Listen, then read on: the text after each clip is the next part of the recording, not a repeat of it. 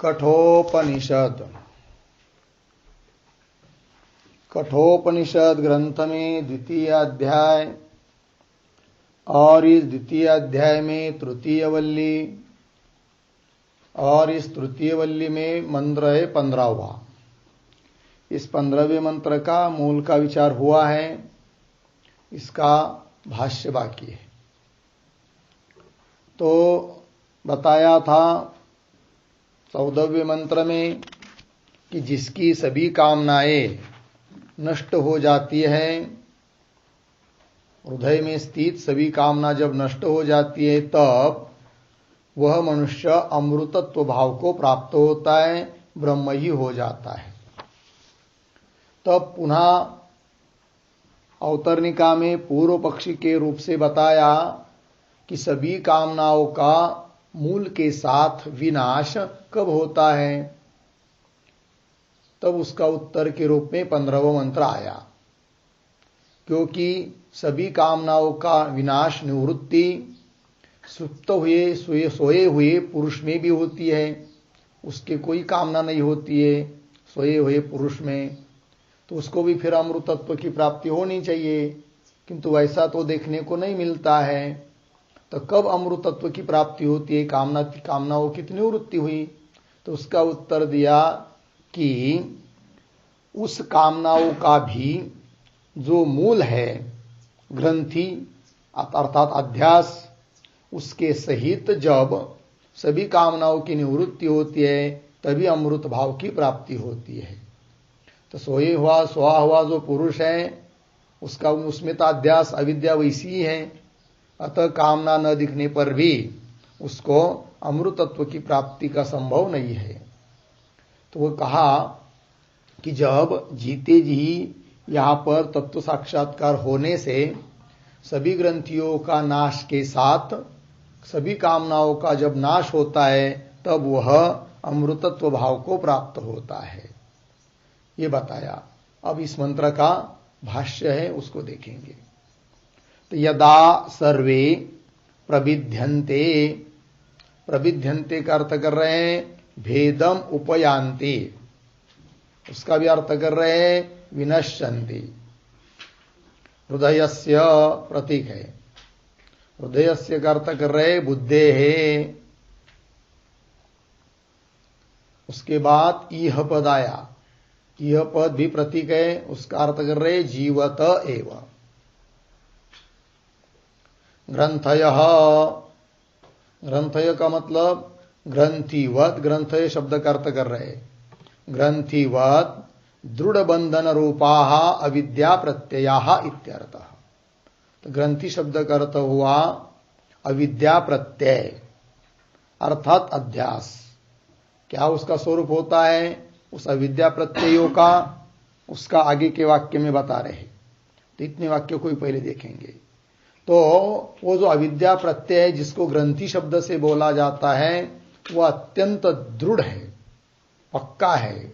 जैसी गांठ अत्यंत मजबूत होती है, छूटती नहीं है, उसी प्रकार देहादिकों के साथ जो मय बुद्धि हो चुकी है वही तो अध्यास है कि नहीं। अहम मम यह बुद्धि, यही अध्यास है, यही अविद्या प्रत्यय है, इसी को ग्रंथि कहते हैं। और वो ग्रंथि ही निमित्त है कामनाओं के लिए।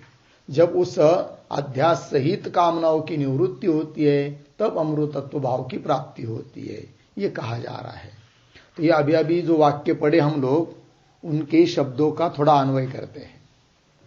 तो शुरू में है यदा, तो यदा, उसके बाद आगे आया है ईह जीवत एव, उसके पीछे हृदयस्य बुद्धेः, शुरू में सर्वे, अंतिम में है ग्रंथय, सर्वे ग्रंथय ग्रंथिवत दृढ़ बंधन रूपाः अविद्या प्रत्ययाः। फिर पीछे शुरू में आया थे प्रविध्यन्ते भेदम उपयान्ति विनश्यन्ति।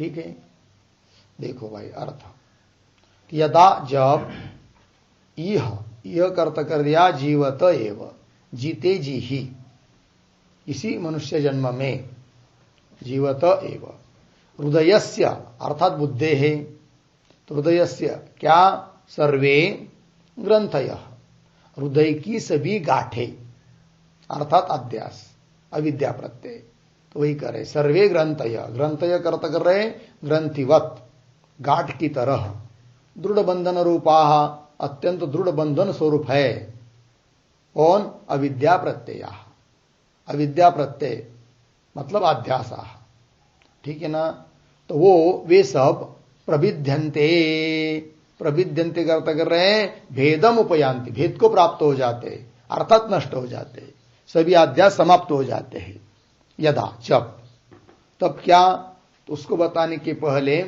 वो अविद्या प्रत्यय का स्वरूप क्या है इसको बता रहे भाष्यकार आगे की पंक्ति में, अहम इदम शरीरम अर्धविराम, मम इदम धनम अर्धविराम, सुखी दुखी च अहम इति एवं आदि लक्षणाः,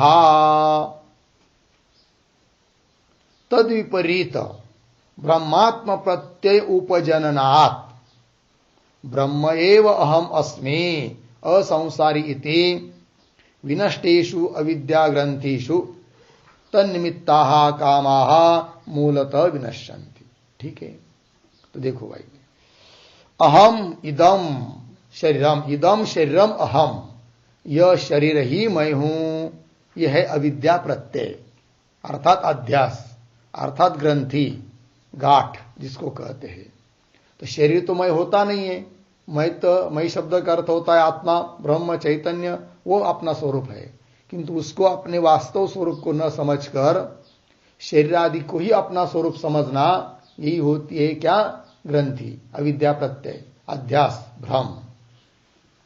तो अहम इदम शरीरम, और कैसा, मम इदम धनम, यह धन मेरा है, मैं सुखी हूं, मैं दुखी हूं, ये सब अंतःकरण के धर्म है, सुखी दुखी आत्मा का कोई धर्म नहीं है, किंतु सब अपने में समझ रहा है, तो यही ग्रंथि होती है, यही गाठ है। तो अहम इदम शरीरम मम इदम धनम सुखी दुखी च अहम इति एवं आदि लक्षणाः, इति एवं आदि लक्षणा, लक्षणा का अर्थ होता है स्वरूपाः, इति एवं आदि स्वरूपाः, कायपन क्या, अविद्या प्रत्ययाः, पीछे पीछे गए ना अभी, अविद्या प्रत्यया, ये अविद्या प्रत्ययों का स्वरूप है, ठीक है, इति एवं आदि लक्षणाः, उसके माथे पे लिख के रख सकते हैं अविद्या प्रत्ययाः, ये सब अविद्या प्रत्यय है, यही गाठे है, ग्रंथियां है, ठीक है, इति एवं आदि लक्षणाः, इतना हो गया। अब आगे तद विपरीत, तद विपरीत, तत् शब्द से क्या लेंगे, तत्, हाँ अविद्या प्रत्यय अध्यास, क्योंकि अभी इसके पहले अविद्या प्रत्यय बताया, अब तद विपरीत उसके विरुद्ध, अविद्या प्रत्यय की विरोधी बात, तो तद विपरीत उस अविद्या प्रत्यय से विपरीत क्या, ब्रह्मात्म प्रत्यय उपजननात्, ब्रह्म और आत्मा ये दोनों एक ही है, इस प्रकार का प्रत्यय अर्थात ज्ञान उपजननात् उत्पन्न हो जाने से, कैसा वो ज्ञान, उसका क्या स्वरूप है, तो ब्रह्म एव अहम अस्मि असंसारी इति, ये ज्ञान है, असंसारी संसार धर्म से रहित ऐसा जो ब्रह्म, तो वो ब्रह्म ही मैं हूं, इति प्रत्यय उपजननात्, इस प्रकार का प्रत्यय, इस प्रकार का ज्ञान अनुभव उत्पन्न हो जाने से, ठीक है, लगी पंक्ति, देखो भाई, तद विपरीत ब्रह्मात्मा प्रत्यय उपजननात् ब्रह्म एव अस्मि असंसारी, असंसारी ब्रह्म एव अहम अस्मि इति मतलब इस प्रकार का प्रत्यय ज्ञान निश्चय उत्पन्न हो जाने से, यही तत्व साक्षात्कार है। ऐसा हो जाने से क्या होगा, फिर आगे कह रहे, विनष्टेषु अविद्या ग्रंथिषु, अविद्या ग्रंथिषु विनष्टेषु, अविद्या ग्रंथि नष्ट हो जाती, अविद्या रूप गाठ नष्ट हो जाती है, क्योंकि ज्ञान हुआ तो अविद्या अज्ञान नहीं रहता है। जिस वस्तु का अज्ञान रहता है वह अज्ञान उसी वस्तु के ज्ञान से निवृत्त होता है। घट का यदि अज्ञान है तो घट का अज्ञान घट के ज्ञान से ही निवृत्त होगा। उस प्रकार ब्रह्म ही मैं हूं, ब्रह्म आत्मा एक ही है, वही मेरा स्वरूप है, इस प्रकार का ज्ञान पहले नहीं है, अर्थात अज्ञान है। फिर उसका साक्षात्कार जब हो जाता है तो अविद्या नष्ट होती है। ठीक है, तो इति लगे ना, विनष्टेषु अविद्या ग्रंथिषु, अविद्या ग्रंथिषु नष्टेषु, अविद्या ग्रंथि, अविद्या प्रत्यय, अध्यास, वे सब नष्ट होने पर, अर्थात अविद्या और अविद्या का कार्य, अहंता ममता, ये सब नष्ट होने पर क्या होगा? तन्निमित्ताः कामाः, क्योंकि उसी के निमित्त से उत्पन्न होते हैं क्या? काम। कामों का निमित्त कौन है? अध्यास। अध्यास अर्थात शरीर इत्यादि को में मैं मेरापन की बुद्धि। तो जब तक शरीर में मैं बुद्धि है तभी तक शरीर के अनुकूल पदार्थों की क्या होती है? कामना। और शरीर के जो प्रतिकूल पदार्थ हैं उनकी निवृत्ति की इच्छा होती है, उसके प्रति द्वेष होता है। तो ये सब राग द्वेषादि धर्म तभी होते हैं जब अध्यास रहता है, देहादियों में अहम बुद्धि रहती है। और तत्वज्ञान हो गया, अहम ब्रह्मास्मि साक्षात्कार हुआ तो अविद्या ही नहीं रही, तो देह को मैं मानेगा ही नहीं। अब देह को मैं नहीं मानता है तो देह के लिए किसी अनुकूल पदार्थ की कामना भी अब नहीं होती है, अर्थात सभी कामनाएं निवृत्त हो जाती है। लग गया अर्थ? और इस प्रकार ग्रंथि सहित अविद्या सहित जब इस प्रकार की कामना सब नष्ट हो जाती है तभी वह अमृतत्व को प्राप्त होता है। ठीक, तन्निमित्ताः कामाः मूलतः विनश्यन्ति। मूलतः मतलब मूल सहित, समूल नष्ट हो जाती है, सभी कामनाएं मूल सहित नष्ट हो जाती है। यह अर्थ। ये हुआ मंत्र के पूर्वार्ध का व्याख्यान।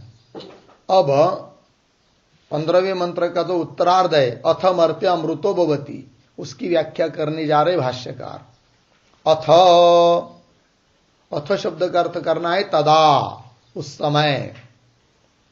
मर्त्य अमृतो भवति, मर्त्य अर्थात मनुष्य, अमृतो भवति अर्थात अमृत भाव को प्राप्त होता है। अब कौन से अमृत भाव को प्राप्त होता है भाई? इसके दो अर्थ। एक सापेक्षिक अमृत भाव को प्राप्त होता है, क्यों? निरपेक्ष अमृत भाव को प्राप्त होता है। यह अर्थ देखिए। अथ मर्त्य अमृतो भवति, एतावत प्रति गए, एतावत का एतावत ही प्रति गए, उसका अर्थ कर रहे हैं एतावत एव, इतना ही। उसका भी अर्थ कर रहे हैं एतावन मात्रम, एतावत एव एतावन मात्रम, ये उसका अर्थ है एतावत ही के। आगे, न अधिकम अस्ति इति आशंका कर्तव्या, अनुशासनम अनुशिष्टि उपदेशः सर्ववेदांतानाम इति वाक्य शेष। ठीक है, तो चलो भाई। अथ मर्त्य अमृतो भवति, तब मर्त्य अर्थात मनुष्य अमृत भाव को प्राप्त होता है। कौन से अमृत भाव को प्राप्त होता है? तो सापेक्षिक अमृत भाव को नहीं प्राप्त होता है, निरपेक्ष अमृत भाव को प्राप्त होता है। निरपेक्ष अमृत भाव का मतलब होता है ब्रह्म स्वरूप को ही प्राप्त होता है, मोक्ष को प्राप्त होता है, पुनः उसका संसार में आना जाना उसको नहीं रहता है। ये बात सापेक्ष अमृत को नहीं, निरपेक्ष अमृत भाव को ही प्राप्त होता है, क्योंकि तत्व ज्ञान हुआ है। ठीक है। अथ मर्त्य अमृतो भवति, एतावत ही, इसका अर्थ कर रहे हैं एतावत एव, उसका अर्थ कर रहे हैं एतावन मात्रम। एतावन मात्र के बाद थोड़ा कैसा पढ़ना है देखिए अन्वय। एतावन मात्रम, 2-3 शब्द छोड़कर आगे अनुशासनम, इसके साथ अन्वय। अनुशासनम अनुशिष्टि उपदेशः सर्ववेदांतानाम इति वाक्य शेष। फिर बीच में आइए, अधिकम अस्ति इति आशंका न कर्तव्या। अधिकम अस्ति इति आशंका न कर्तव्या। ठीक है, चलो। तो श्रुति के शब्दों के अनुसार भाष्यकार बता रहे हैं कि एतावत एव, एतावन मात्रम अनुशासनम, इतना ही अनुशासन है। अनुशासन अर्थात अनुशिष्टि, अर्थात उपदेश। अनुशासन का अर्थ कर दिया अनुशिष्टि, उसका अर्थ कर दिया उपदेश। इतना ही उपदेश है, इससे अतिरिक्त और कोई अधिक उपदेश नहीं है। किसका? लेकिन तो कर रहे सर्व वेदांता नाम इति वाक्य शेष। ये वाक्य शेष है, वाक्य पूर्ति के लिए इतने शब्दों को समझना है, सर्व वेदांता नाम इतने शब्दों को। तो क्या तात्पर्य निकला फिर? सभी वेदांतों का इतना ही उपदेश है, लेकिन इससे अतिरिक्त और कोई उपदेश नहीं है। ब्रह्म भाव की प्राप्ति होने तक जो बात है वो उतना उपदेश है, ये कह रहे हैं। सर्व वेद, वेदांत मतलब सभी उपनिषद, ब्रह्मसूत्र आदि, सर्व वेदांता नाम इति वाक्य शेष। अधिकम अस्ति इति आशंका न कर्तव्या, इससे अतिरिक्त और भी कोई उपदेश होता है ऐसी शंका नहीं करनी चाहिए। यहां तक ही वेदांत शास्त्र का उपदेश है ये बात। अधिकम अस्ति इति आशंका न कर्तव्या। हो गया जी। चलिए, ये हुआ भाई 15वें मंत्र का भाष्य। अब आगे चलेंगे 16वां मंत्र। उस 16वें मंत्र की अवतरणिका को देखिए। तो अवतरणिका में बता रहे भाष्यकार, निरस्त अशेष विशेष व्यापी ब्रह्मात्म प्रतिपत्त्या प्रभिन्न समस्ता विद्यादि ग्रंथे जीवत एव ब्रह्मभूतस्य विदुषः न गति ही विद्यते इति उक्तम। अत्र ब्रह्म समुष्णते इति उक्तत्वात्। न तस्य प्राणा उत्क्रामन्ति ब्रह्म एव सन् ब्रह्म ब्रह्माप्येति इति श्रुत्यंतराच्च। ठीक है। अब अभी तक जो चिंतन बताया और आगे जो मंत्र आ रहा है 16वां, उसका संबंध बताया जा रहा है कि नहीं? क्या कि जिसका वर्णन अभी तक हुआ तत्वज्ञान का, और उस तत्वज्ञान के प्राप्त हो जाने से उसको ब्रह्म भाव की प्राप्ति होती है, मोक्ष की प्राप्ति होती है। उसको तो गमनागमन नहीं है, जन्म मरण संसार उसको रहता नहीं है, नष्ट हो जाता है, मुक्त हो जाता है वो। और आगे जो 16वां मंत्र आ रहा है उसमें गति बताई जा रही है। ठीक है ना? तो वो गति बताई जा रही है। फिर वो गति किसकी? तो बताएंगे। अभी भाष्यकार बता रहे हैं कि जो जिसको ब्रह्म ज्ञान नहीं हो पाया, ऐसे जो व्यक्ति या जो उपासक, उनकी वो गति बताई है। पुनः प्रश्न आएगा कि अभी तक तो वेदांत की सब बात बताई, तत्वज्ञान बताया और अंतिम बताया कि एतावत ही उपदेश, यही उपदेश है, अमृतत्व की प्राप्ति होती है, ब्रह्म भाव की प्राप्ति होती है, मोक्ष की प्राप्ति होती है, और पुनः गति का प्रकरण आ रहा है। वो कैसे, फिर क्यों आ रहा है ऐसा? तो उसका उत्तर देंगे कि ब्रह्म विद्या की स्तुति के लिए अन्य लोगों की गति बताई जा रही है। ये तात्पर्य संगति है। तो देखते एक एक बात को। तो निरस्त अशेष विशेष व्यापी ब्रह्मात्म प्रतिपत्त्या हेतु है। उससे क्या? प्रभिन्न समस्ता विद्यादि ग्रंथे है, एक विशेषण हुआ ये। और दूसरा विशेषण जीवत एव ब्रह्मभूतस्य, यह एक विशेषण है। और किसका विशेषण?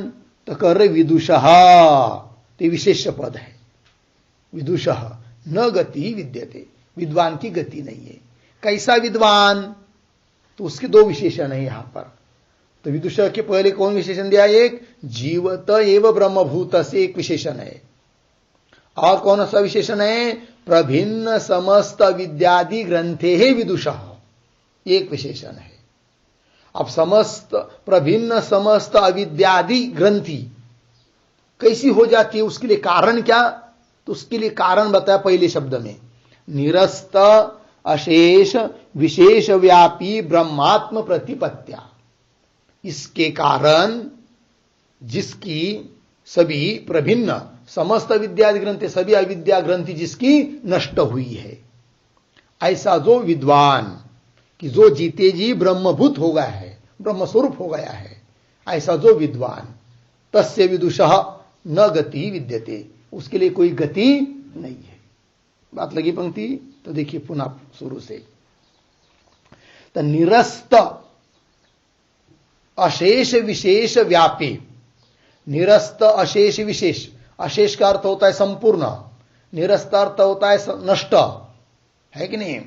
तो अशेष विशेष, संपूर्ण विशेषताएं नष्ट हुई है जिसकी, ऐसा जो ब्रह्म तत्व, निरुपाधिक ब्रह्म तत्व, और वो व्यापक है, व्यापी, ऐसा जो ब्रह्मात्म प्रतिपत्ति, ब्रह्म और आत्मा दोनों एक ही है, प्रतिपत्ति मतलब ज्ञान, ऐसे प्रतिपत्ति से, तृतीया ज्ञान से, ब्रह्म और आत्मा दोनों दो नहीं है, दोनों एक ही है, ऐसा जो निरुपाधिक ब्रह्म तत्व आत्म तत्व, उसका साक्षात्कार हो जाने से, तृतीया क्या होता है फिर? आगे का शब्द प्रभिन्न समस्त अविद्यादि ग्रंथे है, प्रभिन्न अर्थात नष्ट, समस्त मतलब संपूर्ण, तो संपूर्ण नष्ट हुई है क्या?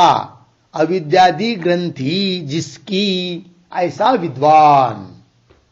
और इस प्रकार की समस्त अविद्यादि ग्रंथि नष्ट हो जाने के कारण क्या? जीवत एव ब्रह्मभूतस्य, जीते जी वो क्या हुआ है?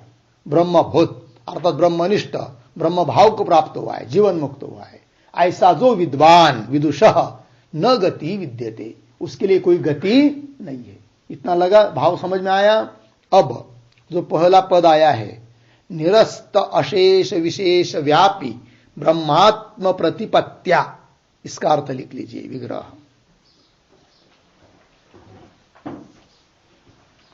निरस्ताः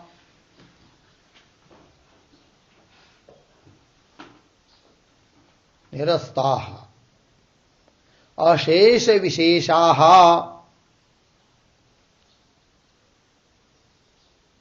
अशेष विशेषाः यस्मात् यस्मात् तथा तच्च तथा तच्च तद्व्यापी च तच्च तद्व्यापी च तदेव ब्रह्म तदेव ब्रह्म अर्धविराम तस्य आत्मत्वेन प्रतिपत्तिः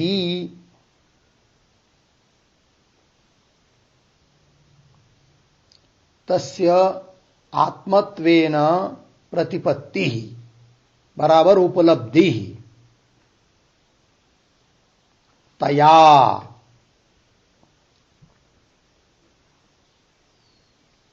तया हो गया। तया मतलब निरस्त शेष विशेष व्यापी ब्रह्मात्म प्रतिपत्त्या, तृतीया में लाकर छोड़ दिया।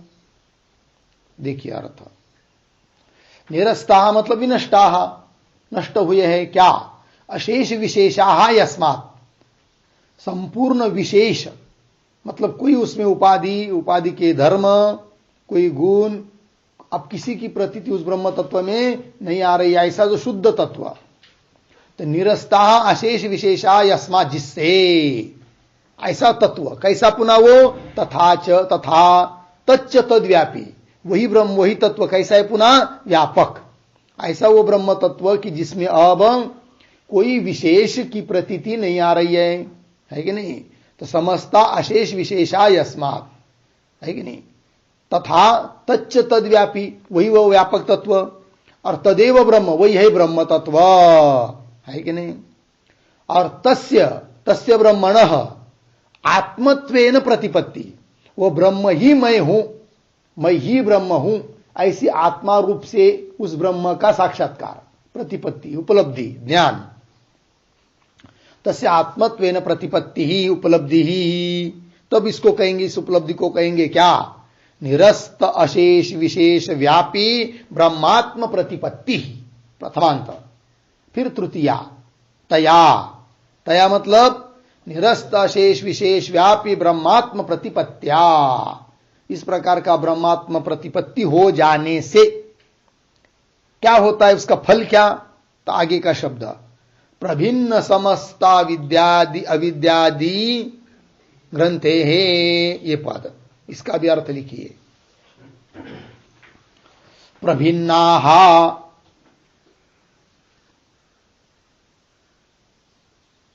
बराबर विनष्टाः, विनष्टाः समस्ताः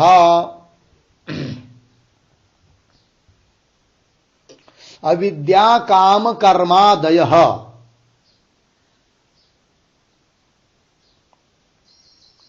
अविद्या काम कर्मादयः एव ग्रंथयः,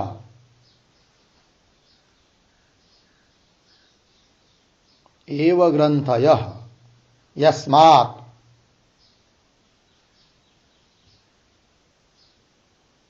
स तथोक्तः, स तथोक्तः तस्य,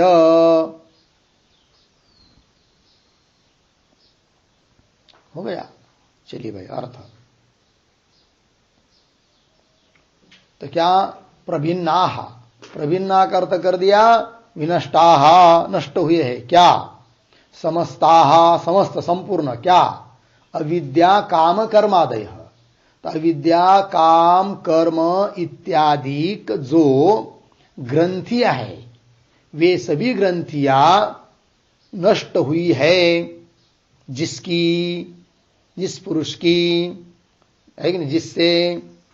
तो प्रभिन्ना विनष्टा समस्ता अविद्या काम कर्मादय एव ग्रंथय यस्मात्, जिससे। स तथोक्तः, स तथोक्त मतलब क्या निकलेगा अर्थ? प्रभिन्न समस्ता विद्यादि ग्रंथि ही, प्रथमांत। फिर उसकी षष्ठी तस्य, तस्य मतलब प्रभिन्न समस्ता विद्यादि ग्रंथे हे विदुषः, है कि नहीं? ऐसा विद्वान कि समस्त अविद्यादि ग्रंथि नष्ट हुई है जिसकी, ऐसा विद्वान पुरुष, उसकी कोई गति नहीं है। कैसा वो विद्वान? और उसका एक विशेषण, जीवतः एव ब्रह्मभूतस्य विदुषः। जीवतः एव मतलब जीते जी ही, जो ब्रह्मभूत हुआ है अर्थात ब्रह्मनिष्ठ हुआ है, ब्रह्म भावापन्न हुआ है, जीवन मुक्त हुआ है, ऐसा जो विद्वान, उसकी कोई गति नहीं है, मतलब उसको पुनः संसार की प्राप्ति नहीं होती है। तो जीवत एव ब्रह्मभूतस्य विदुषः न गति ही विद्यते, कोई गति मतलब आवागमन, जाना आना उसके लिए है नहीं है। न गति विद्यते इति उक्तम, ऐसा पीछे कहा है। कहा है? अत्र ब्रह्म समुष्णते, यही पर वो ब्रह्म भाव को प्राप्त होता है, ऐसा 14वें मंत्र के अंतिम पाद में कहा था। अत्र ब्रह्म समुष्णुते, ये कहा था, उत्तम मिला। इति उक्तम कहां पर? अत्र ब्रह्म समुष्णुते, अत्र ब्रह्म समुष्णते, इसको उद्धरण चिन्ह में लीजिए, पीछे का वाक्य है ना मंत्र का, और नंबर न हो तो उस पर नंबर भी दे सकते। 2, 3, 14 कठोपनिषद, दूसरा अध्याय तृतीय वल्ली 14वां मंत्र का वो प्रमाण है। अत्र ब्रह्म समुष्णते इति उक्तत्वात्, ऐसा कह दिया है।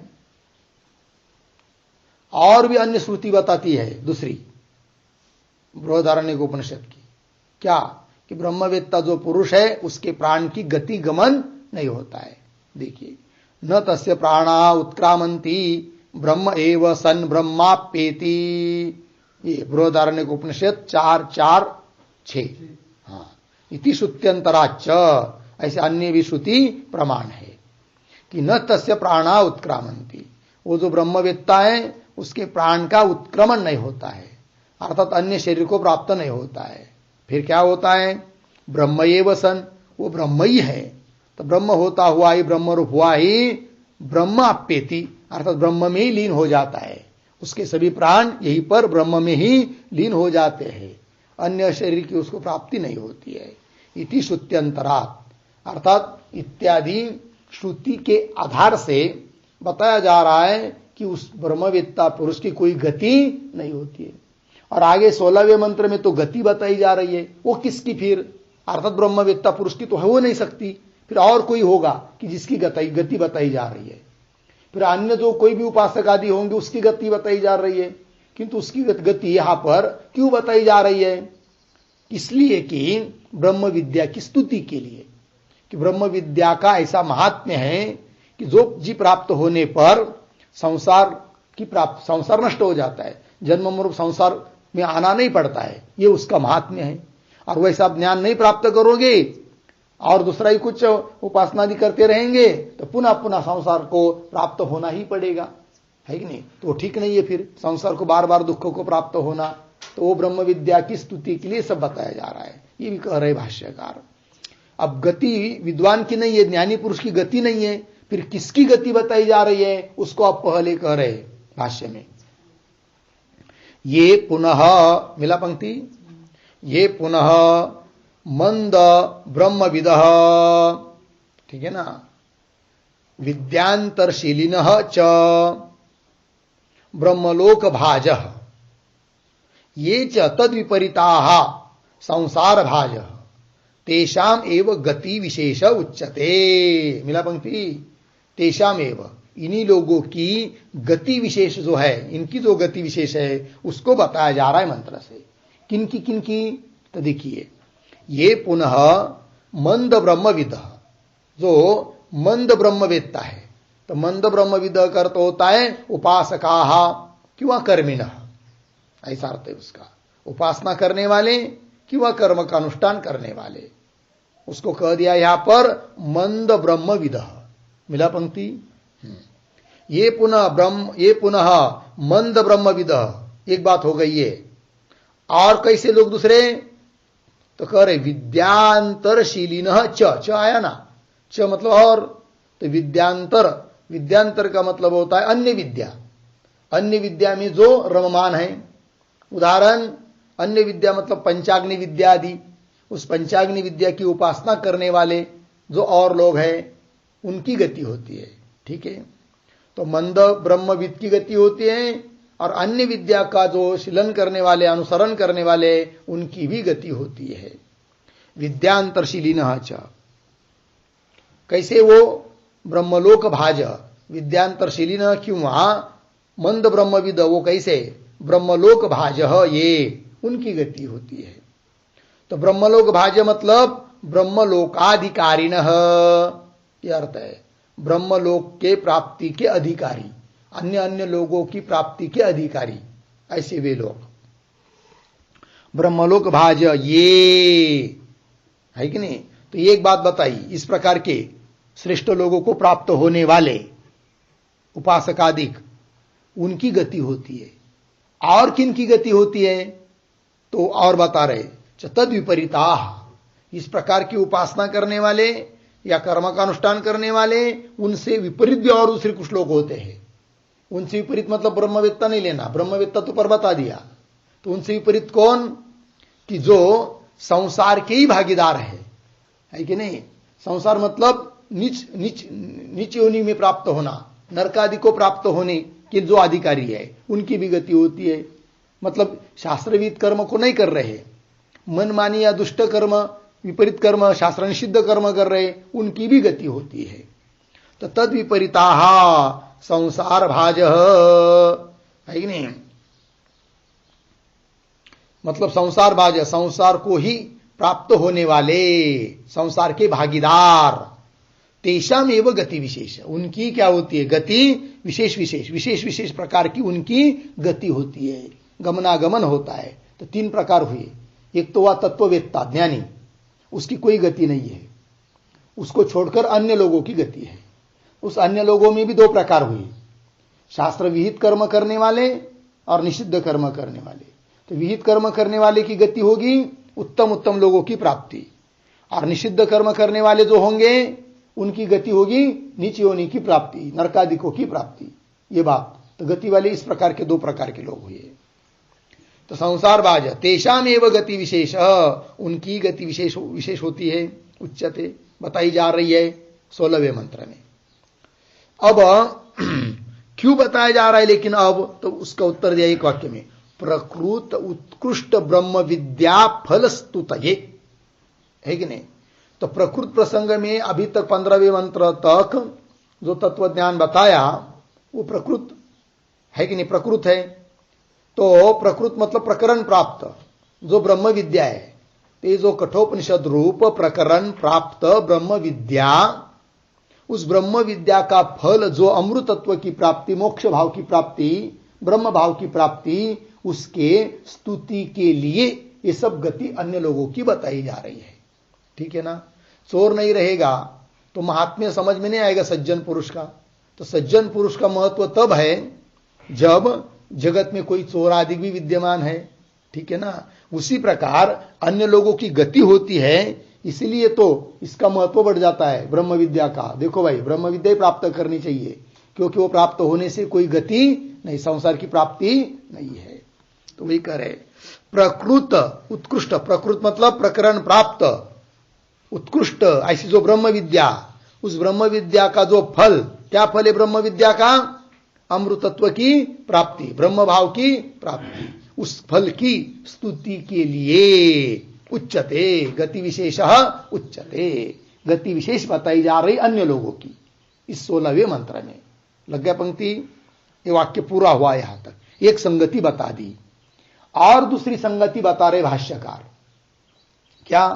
किंच, अब दूसरी रीति से संगति लगा रहे हैं। किंच अन्यत अग्नि विद्या पृष्ठा प्रत्युक्ता च, तो उस नचिकेता ने यमराज जी से दो बात पूछी थी। क्या?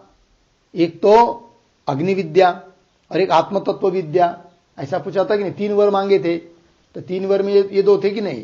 तो अग्नि विद्या भी बताइए, और एक क्या था? आत्मज्ञान बताइए।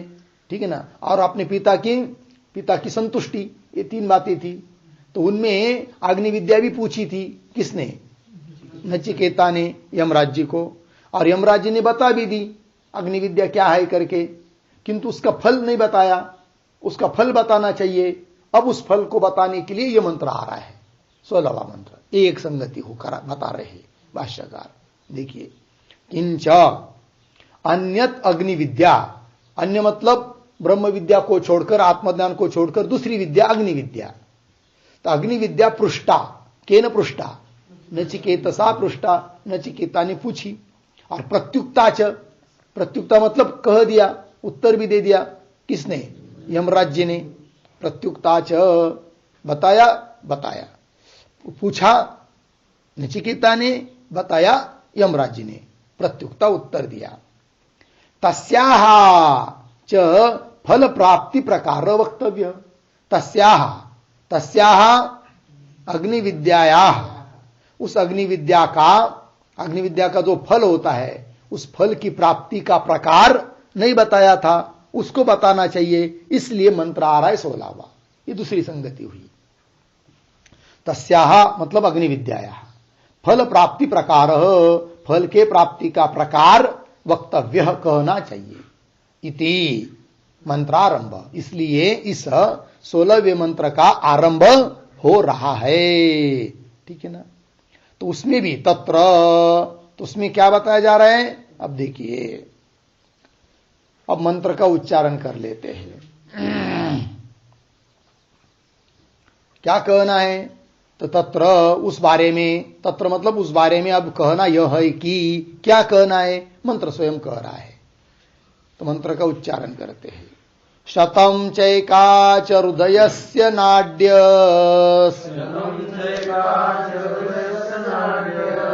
तासा मूर्धान मभिनिसृतैका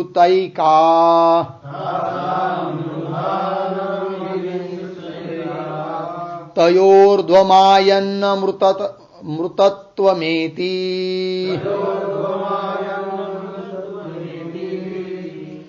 विश्वंगन्या उत्क्रमणे भवन्ति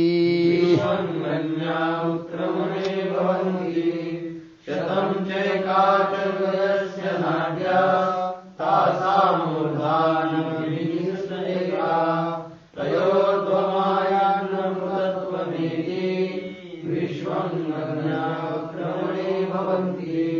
शतं च एका च हृदयस्य नाड्यः तासां मूर्धानम् अभिनिसृता एका तया ऊर्ध्वम् आयन् अमृतत्वम् एति विश्वं अन्याः उत्क्रमणे भवन्ति। अन्वय हृदयस्य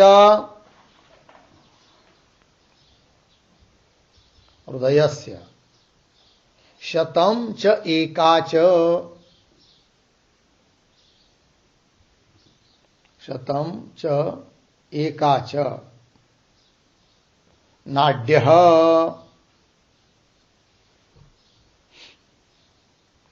तासां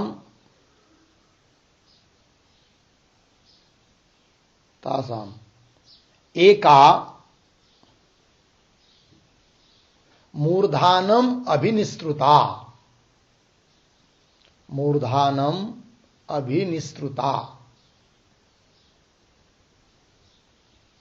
नीचे तया ऊर्ध्वम आयन अमृतत्वम एति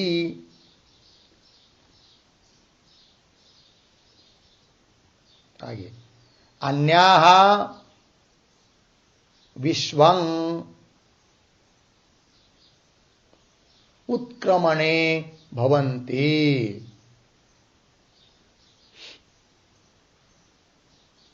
ठीक है, चलिए भाई। तो हृदयस्य शतम च एका, शतम कहते 100 और एका मतलब एक, तो कुल मिलाकर हुआ 101। तो अपना जो हृदय होता है तो उसके संबंधी 101 नाड़ियां है हृदय से निकली हुई। ठीक है, तो हृदयस्य शतम च एकाच नाड्य शिरा नाड़ियां तासाम उन 101 नाड़ियों में एका मूर्धानम अभिनिसृता एक नाड़ी तो मूर्धा को भेद करके निकली हुई है जिसको कहते सुषुम्ना नाड़ी। ठीक है, उन 101 नाड़ियों में से सुषुम्ना नाम की नाड़ी मूर्धा मतलब शिरोभाग उसको छेद करके निकली हुई है। तो उस नाड़ी से जो जीव चला जाता है उपासक तया ऊर्ध्वम आयन, आयन मतलब गच्छन, ऊर्ध्वम ऊपर की ओर निकल जाता है तो वह अमृतत्वमेति वह अमृत भाव को प्राप्त होता है। तो अमृत भाव को प्राप्त होता है मतलब यहां पर अमृत भाव के दो अर्थ करने वाले हैं। एक सापेक्षिक अमृत भाव को प्राप्त होता है उत्कृष्ट लोक को, क्यों ब्रह्मलोक को प्राप्त होता है, और ब्रह्मलोक को प्राप्त होने के बाद सत्यलोक जिसको कहते हैं, हिरण्यगर्भ लोक भी जिसको बोलते हैं, तो उसमें प्राप्त होने पर वहां ब्रह्मदेव के समान दिव्य भोगों को दीर्घ काल तक भोगता है। फिर अंतिम में जब ब्रह्मदेव का भी काल समाप्त हो जाता है तो उसके साथ साथ तत्वबोध के संस्कार उद्भूत होकर फिर वो ज्ञान प्राप्त होके मुक्त हो जाता है। उसकी संसार गति नहीं होती है। किसकी? जो उस सुषुम्ना नाड़ी से गमन करता है। ठीक है ना, जो उपासक आदि, तो अमृतत्व में थी अमृत भाव को प्राप्त होता है। और उसको छोड़कर अन्य मतलब उस सुषुम्ना नाड़ी को छोड़कर बाकी 100 नाड़ियां, उन 100 नाड़ियों में से किसी नाड़ी से यदि जाता है तो विश्वं, अन्य नाड़ियों से यदि चला जाता है, विश्वं मतलब नाना प्रकार की गति को प्राप्त करने वाली जो अन्य नाड़ियां है 100 नाड़ियां, उससे यदि जाता है तो उत्क्रमणे भवंती, अर्थात संसार के प्राप्ति के लिए वो हो जाता है, जन्म मरण मृत्यु को ही वो प्राप्त होता है, ये कह रहे हैं। ठीक है, तो चलिए अब इस मंत्र के शब्दों का अर्थ लिखेंगे। उसके पहले अवतरणिका के रूप में एक वाक्य और लिख लेते हम लोग इस मंत्र का। तो लिखेंगे एवं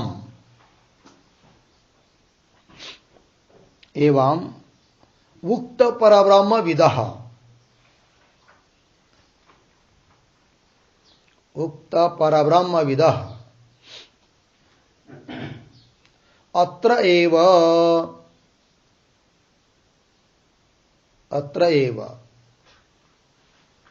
अमृतत्व प्राप्तिम अभिधाय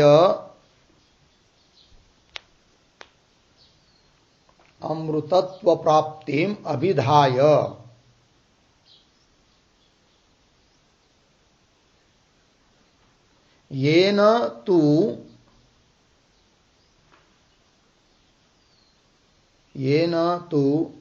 पूर्वोक्त प्रकारेण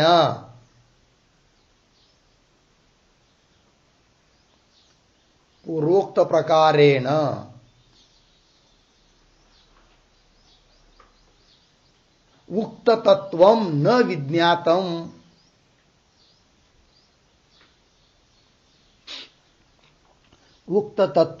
विज्ञातम् तस्य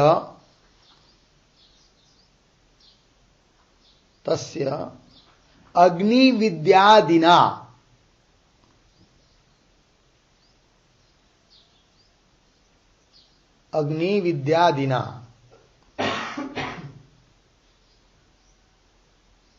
ब्रह्मलोकादि प्राप्तिम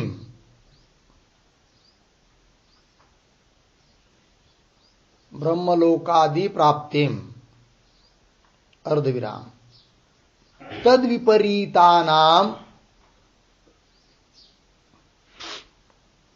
तद्विपरीतानाम अज्ञानाम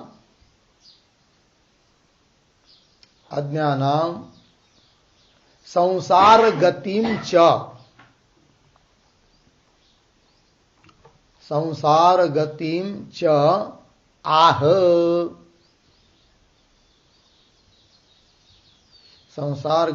च आह शतमिति। ठीक है, हो गया।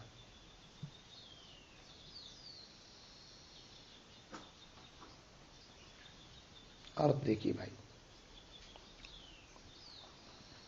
एवं उक्त परब्रह्म विदः, ऊपर अभी तक कहा हुआ जो ब्रह्मवेत्ता पुरुष है उसको, तो अत्र एव अमृतत्व प्राप्ति अभिधाय, ही उसको अमृतत्व की प्राप्ति होती है, उसकी कई गति नहीं होती है। तस्य प्राणा न उत्क्रामंती, उसके प्राणों का उत्क्रमण नहीं होता है। यह एव प्रविलीयन्ते, यही पर उसके प्राण का लय होता है ब्रह्म में। ये बात कही ब्रह्मवेत्ता के लिए। तो उक्त पर ब्रह्मविद अत्रैव अमृतत्व प्राप्ति अभिधाय। ठीक, और आगे येन तु पूर्वोक्त प्रकारेण उक्त तत्व न विज्ञातम, किंतु जिस पुरुष ने अभी तक कहे हुए के अनुसार ब्रह्म तत्व का साक्षात्कार नहीं किया, नहीं जान पाया ब्रह्म को, न विज्ञातम, फिर उसके लिए क्या, तो तस्य अग्नि विद्यादिना, ब्रह्म ज्ञान नहीं हुआ और अग्नि विद्या में लगा हुआ है कि नहीं, तो तस्य अग्नि विद्यादिना ब्रह्मलोकादि प्राप्ति, उसको अग्नि विद्यादि के द्वारा, है कि नहीं, सूर्यादि लोगों की प्राप्ति के द्वारा ब्रह्मलोकादि की प्राप्ति होती है। और उससे भी विपरीत जो लोग होते हैं, तद विपरीतानाम अज्ञानाम, उससे विपरीत जो अज्ञानी लोग होते हैं उनको तो संसार गति प्राप्त होती है, नीचे होने की प्राप्ति होती है। इस बात को कह रहे इस मंत्र में। हो गया। चलिए अब मंत्र के शब्दों का अर्थ लिखेंगे। अन्वय के अनुसार प्रतीक है हृदयस्य,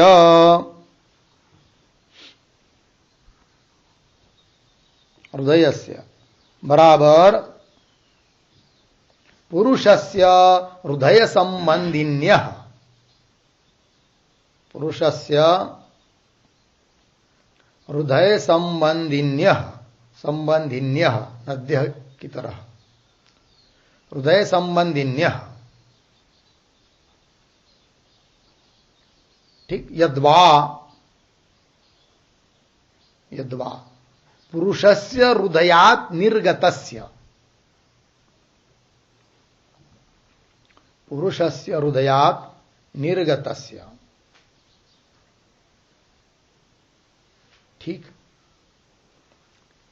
आगे प्रतीक शतम च एका च, ये प्रतीक है। शतम च एका च बराबर एकाधिक शत संख्या का,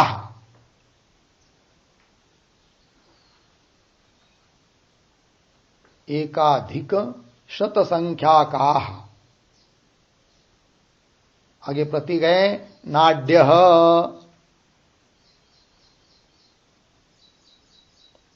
बराबर प्रधान शीराः,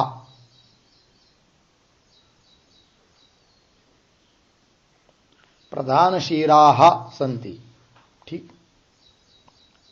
आगे प्रतीक तासाम, तासाम बरोबर एकोत्तर शत संख्यानाम,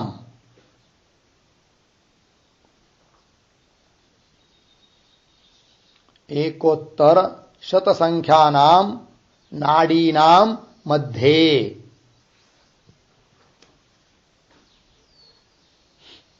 नाडीनाम मध्ये कौंस में लिखिए एकाधिक शत नाडीनाम मध्ये, एकाधिक शत नाडीनाम मध्ये कौंस बंद। आगे प्रतीक एका, एका बराबर सुषुम्नाख्या नाड़ी, सुषुम्नाख्या, सुषुम्नाख्या नाड़ी।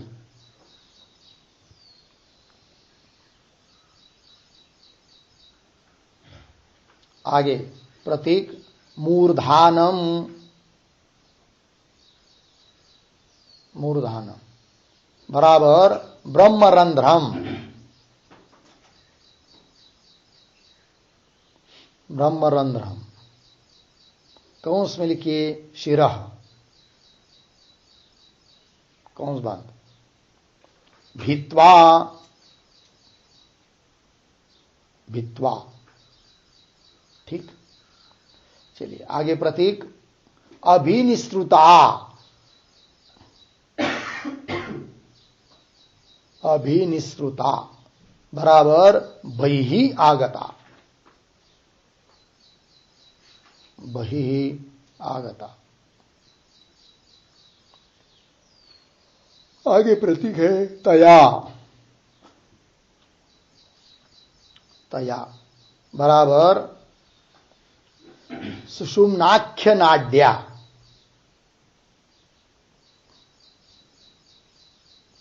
सुषुम्नाख्य नाड्या। आगे प्रतीक ऊर्ध्वम, ऊर्ध्वम बराबर सूर्यमंडल मार्गेण, सूर्यमंडल मार्गेण भूरादि सर्वलोको परिवर्तमानम, भूरादि,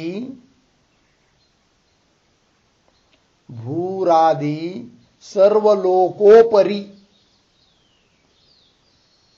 सर्वलोकोपरि वर्तमानम, वर्तमानम ब्रह्मलोकम, ब्रह्मलोकम कौंस में लिखिए हिरण्यगर्भलोकम,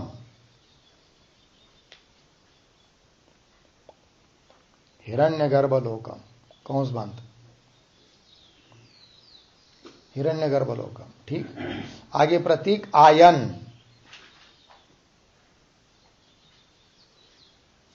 आयन बराबर गच्छन उपासकः,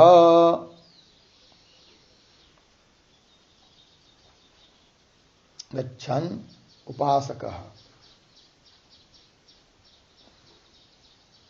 आगे प्रतीक अमृतत्वम,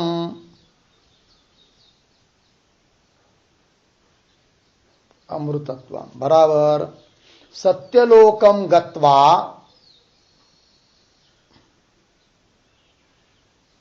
सत्यलोकम गत्वा हिरण्यगर्भोपदेशेन,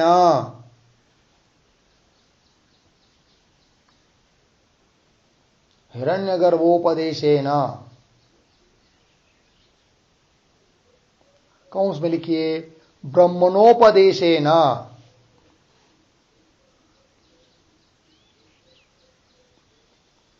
ब्रह्मणोपदेशेन कौंस बान आगे ब्रह्म ज्ञानम आसाद्य, ब्रह्म ज्ञानम आसाद्य ब्रह्मणः अंतकाले,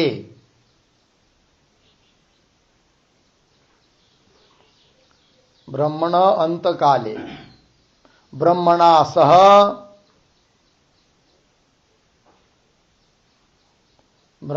सह मुख्यम मोक्षाख्यम, मुख्यम मोक्षाख्यम अमृतत्वम,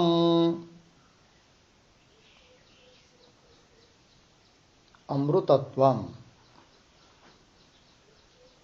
आगे प्रतीक एति, एति बराबर प्राप्नोति, प्राप्नोति। आगे प्रतीक अन्या,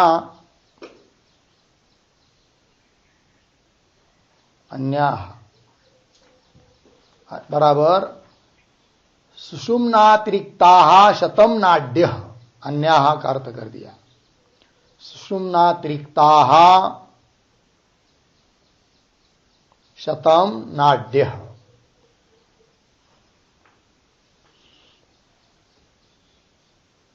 ठीक। आगे प्रतीक विश्वक,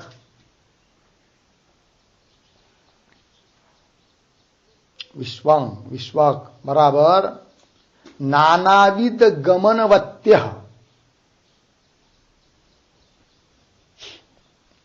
नानाविध गमनवत्य लिखा। आगे नानाविध फल प्राप्ति हेतु भूता, नानाविध फल प्राप्ति हेतु भूता वा, नानाविध फल प्राप्ति हेतु भूता वा। आगे प्रतीक उत्क्रमणे, उत्क्रमणे बराबर शरीरांतरं गच्छतः जीवस्य,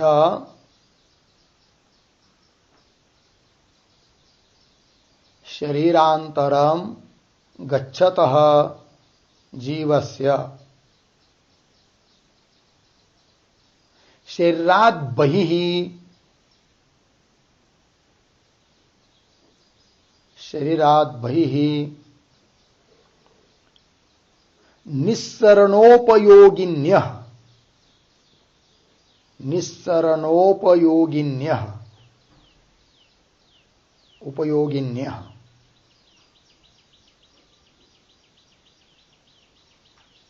आगे प्रतीक भवन्ति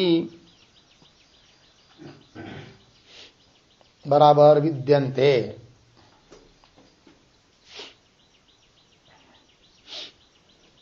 भवन्ति विद्यन्ते, ठीक है।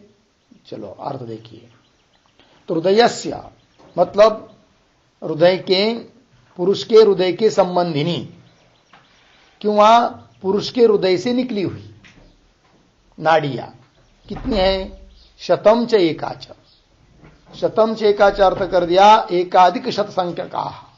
एकाधिक शत मतलब 101 नाड़ियां। नाड्य प्रधान शिरा संति, मुख्य नाड़ियां है। तासा उनमें भी उस 71 शत संख्या नाम नाड़ीना मध्य अर्थात 101 नाड़ियों के बीच में एक नाड़ी है, वो बहुत मुख्य है, सुषुम्ना। एका सुषुम्नाख्या नाड़ी, वो क्या होती है? मूर्धानम अर्थात ब्रह्मरंध्रम भित्वा, ब्रह्मरंध्र को, शीर को छेद करके अभिनिश्रुता, अभिनिश्रुता वही आगता, बाहर आई हुई है, निकली हुई है। और तया, उस नाड़ी से यदि वो चला जाता है मरते समय वो उपासक, तो तया सुषुम्नाख्य नाड्या, सुषुम्न नाम के नाड़ी के द्वारा ऊर्ध्वम, ऊपर जाता है।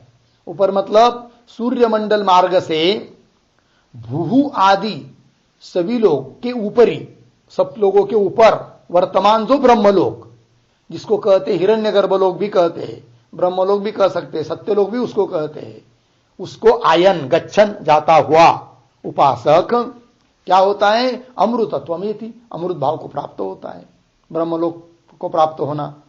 तो क्या? तो सत्यलोकम गत्वा, उस सत्यलोक अर्थात ब्रह्मलोक, उसमें जाकर हिरण्यगर्भोपदेशेन, हिरण्यगर्भ के उपदेश से अर्थात ब्रह्मदेव के उपदेश से ब्रह्म ज्ञान आसाध्य, तो उसको ब्रह्म ज्ञान प्राप्त होता है। अंतिम में प्राप्त करके ब्रह्म ज्ञान आसाध्य ब्रह्मण अंत काली, उस ब्रह्मदेव के अंत काल में उस ब्रह्मदेव के साथ साथ मुख्यम मोक्षाख्यम अमृतत्वम इति, मुख्य मोक्ष नाम के अमृतत्व को प्राप्त होता है। ठीक है, अर्थात मोक्ष को प्राप्त होता है।